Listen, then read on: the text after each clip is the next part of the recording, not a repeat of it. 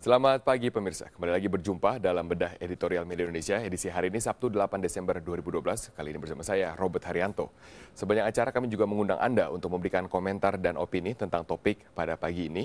Anda dapat menghubungi kami melalui telepon di 021583022 atau SMS di 0811140772. Dan telah hadir untuk membedah topik pagi ini anggota Dewan Redaksi Media Group yaitu Abdul Kohar. Selain itu Anda juga dapat mengunjungi alamat Facebook Bedah Editorial Media Indonesia di web harian umum Media Indonesia dan juga Twitter di mi.com. Sebelumnya mari kita saksikan terlebih dahulu tayangan editorial yang hari ini mengambil topik pengunduran diri Menteri Andi. Selamat menyaksikan.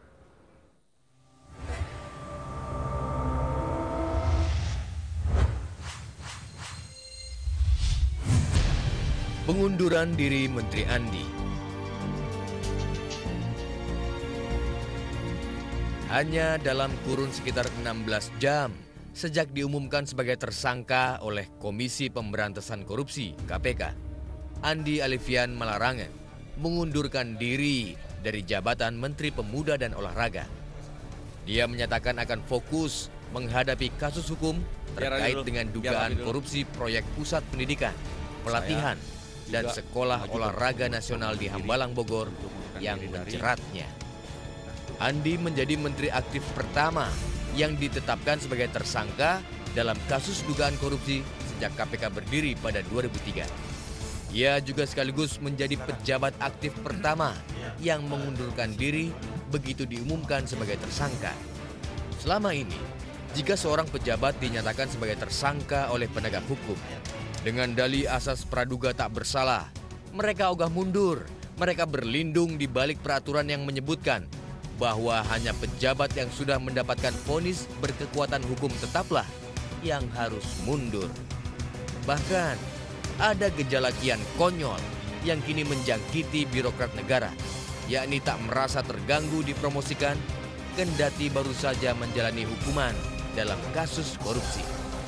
Data Kementerian Dalam Negeri menunjukkan ada 153 PNS yang masuk penjara karena korupsi dalam 5 tahun terakhir.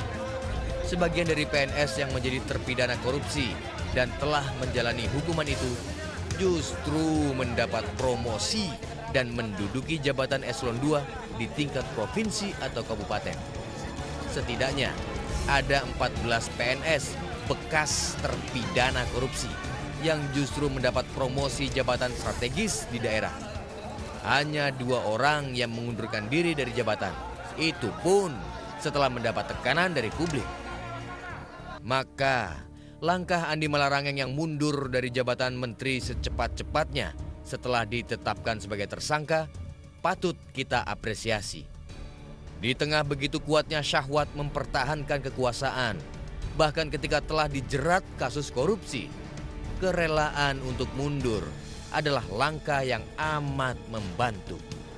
Membantu para penegak hukum memproses kasus Hambalang secara adil, transparan, dan tanpa tekanan.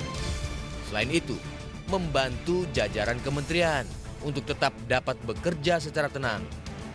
Langkah mundur Andi juga layak menjadi momentum bagi pejabat di negeri ini untuk memahami dalam-dalam etika kepublikan. Bahkan, lebih jauh lagi, setelah Andi, alangkah eloknya jika ada pejabat yang baru diduga terkait dengan kasus etika, apalagi pidana, mau mengundurkan diri. Itulah yang banyak dilakukan oleh pejabat publik di negara dengan tingkat peradaban yang amat tinggi. Tanpa menunggu menjadi tersangka, bahkan tak perlu susah-susah mendebat bahwa tudingan itu salah dan fitnah. Mereka dengan sukarela melepaskan jabatan. Sekali lagi, jika semua pejabat di negeri ini berani mundur, bahkan ketika baru dituding terlibat, pada titik itu, bangsa ini sedang menuju tingkat martabat yang tinggi. Langkah ke arah itu sudah dirintis seorang Andi Malarangen.